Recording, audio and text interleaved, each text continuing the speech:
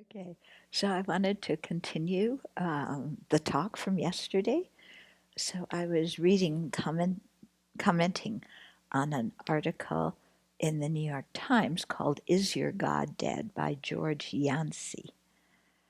Okay, and let me see. You asked yesterday whether he was religious, a clergy. Um, he says he's a monotheist, and I might even be called a Christian.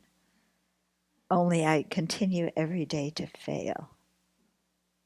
So it doesn't sound like he's clergy at all. Okay, so we left off yesterday with when he was a little boy, how he prayed for the devil. Yeah, which, we should pray for people who are overwhelmed by negativities.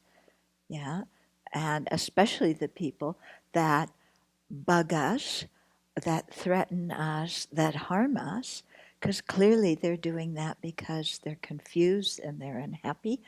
And for us to wish them well means wishing their minds were free from those kind of afflictions, and they could be peaceful inside. And of course, if they were, then they wouldn't be doing the things that we object to. Okay, so he quoted here Martin Luther King in his letter from the Birmingham jail. Injustice anywhere is a threat to justice everywhere. Okay, and so I'm not reading the whole article, I'm just skipping things. So as I have been troubled by the lack of religious and theological outrage against national and global poverty, white racism and supremism, sexism, classism, homophobia, bullying, building walls, alternative facts, visa and immigration bans, and xenophobia. I'm pretty outraged about all those things as well. Herschel reminds us that when we establish a way of life predicated upon a lie, the world can turn into a nightmare. He makes it clear that the Holocaust did not emerge suddenly. It was in the making for several generations. It had its origin in a lie that the Jew was responsible for all social ills, for all personal frustration. Decimate the Jews and all problems would be solved. And you look nowadays, and for Jews, you just substitute Muslims, you substitute blacks, you substitute, LGBTQ people, whatever it is, it's just the same old thing that we have no responsibility and it's all somebody else's fault. Okay. He continues, any God who is mine but not yours, any God concerned with me but not with you is an idol, Herschel writes. Very true, isn't it? Think of segregated white churches during Jim Crow, or the many churches today in our post-racial movement that continue to be de facto segregated every Sunday morning. Actually, Sunday is the most segregated day of the week across this country. Yeah, people go to churches, mosques, temples, wherever they go to be with people who look like them, basically. Yeah, it's quite sad. It's more than sad. Something's really wrong. Think, too, of the blood that has been spilled in the name of God we claim as our own. I was a history major in college, and although I can't remember very many details of it, the one thing I learned one of the things I learned that affected my whole life so strongly was that in European history, every single generation, people killed each other in the name of God. Yeah, every single generation. And this made me lose faith in religion completely. This was before I even knew the Dharma. Yeah. So thankfully I met the Dharma that helped to explain this, because otherwise you just become totally cynical. Yeah. You have all heard the underpinnings of this idolatry, God bless America, in which I see as the words of a bankrupt neoliberal theologies. In fact, there is something profane in that statement, which worships and calls upon a God that blesses America only. If there are any blessings to be had, the request surely mustn't be partisan. At least in Christianity, Judaism, and Islam. Well, he doesn't know much about Buddhism, Hinduism, and other faiths. It is believed that human beings were created in the image of God. Okay, we don't believe human beings were created in the image of God, but we believe that all beings have Buddha nature and all beings fundamentally are the same in wanting happiness and not suffering. Not just the faithful of those three religions, but all human beings, Syrian refugees, whom our current administration have deemed threats, were created in the image of God. Kim Jong-un, Vladimir Putin, members of the Ku Klux Klan, and Bashar al-Assad were all created in the image of God. So even as we ask God to bless America, surely we must ask God to bless those whom we have deemed threats or enemies. Our blessings must be scattered across the entire world, inclusive of all humanity. Yeah. So you'll remember that right after the inauguration, we got some requests to speak, and I talked about how Trump saying America first really disturbed me. Yeah. And there was somebody who listened to the talk who really objected to that and said, oh, he isn't saying America only, he's just saying America first. Okay. But in my mind, it comes down to the same thing, basically, as we've seen in the last months. And, if you're going to, as His Holiness says, if you want to be selfish and care for your own benefit, be wisely selfish and care about others. If we make America first, even if it's not only, even if it's just first, yeah, we're still going to wind up harming ourselves because we live in an interdependent world. And when other countries and other peoples do not prosper, yet we do, that's going to be,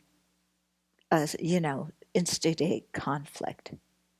Yeah, and we're going to suffer from that conflict. Yeah, you can see it over and over and over again in history.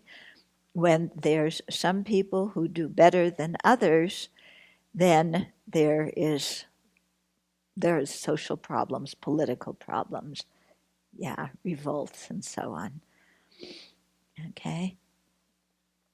So, we have to care for everybody in this planet because we're related to all of them. What happens to all of them influences us, and optimally we should care about them because they're living beings.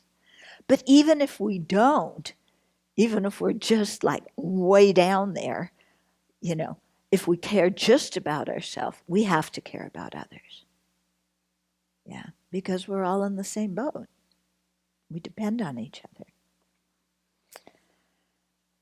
Herschel, in a speech on religion and race, reminded us of the persistence of autocratic power when he stated that Pharaoh is not ready to capitulate.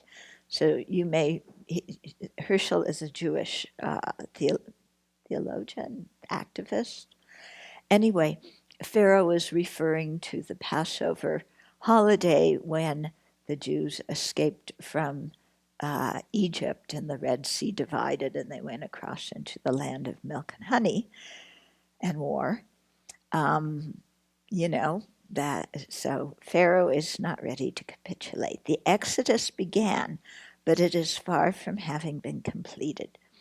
That Exodus, originating with Moses and the emancipation of the Jews, as Herschel suggests, is eternal and signifies the march towards not just an outward physical emancipation, but a spiritual one that demands fierce self-reflection. Because equality cannot be legislated. Laws that help equality can be legislated, but real equality involves a change in our own mind. And nobody can make us change our mind except ourselves. I take it that for Herschel, all these oppressed in the world are in need of an exodus. In another work, Herschel later wrote, one's integrity must constantly be examined. Bob Marley in his song Exodus says, open your eyes and look within. Are you satisfied with the life you're living? Some voices refuse to let us rest. King had such a voice, and so did Socrates. Okay. Another quote from Herschel that struck me. One may be decent and sinister, pious and sinful. And that's kind of what this whole article is about. You know, we're decent to, in one aspect of our life, and to the people we like, and we are sinister to everybody that we are biased and prejudiced against.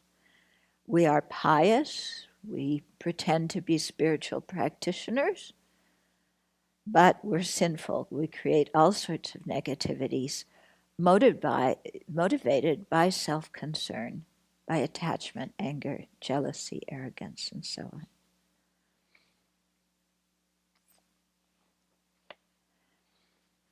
Herschel writes, the prophet's word is a scream in the night. I want to be awakened by that scream. I have not yet heard it. In that scream, that deep existential lament that will wake us to the ways we are guilty of claiming to love God while forgetting the poor, refusing the refugee, building walls, banning the stranger, and praying and worshiping in insular and segregated sacred spaces, filled with racism, sexism, patriarchy, xenophobia, homophobia, and indifference.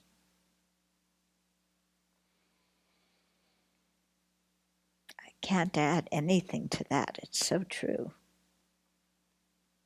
In 1968, in a conversation with King, Herschel is his name, I'm mispronouncing it, Herschel asked, where does God dwell in America today?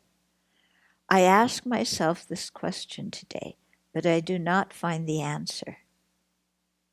Herschel also asked, where does moral religious leadership in America come from today? I look, but I have not seen it.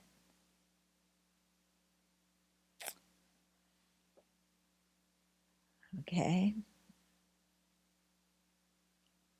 He's a professor of philosophy at Emory University.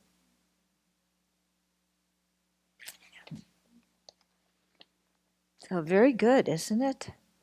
Yeah?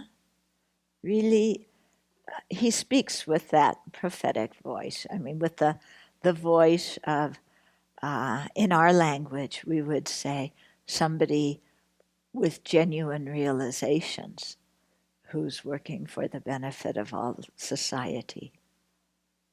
Yeah. So it's a voice for us to listen to, and a voice that hopefully will cause us some self-reflection about how we practice the Buddha Dharma how we live our lives. And although we are not up to our ideals, and that's perfectly okay in the sense that we are limited living beings and we can't be more than we are at this present moment, still we can improve in the future. Okay? So it's a call for us to practice the path that helps us to improve our compassion and bodhicitta and wisdom in the future, and to really live a life that embodies those qualities, not just a life where we talk a lot, but our actions speak otherwise.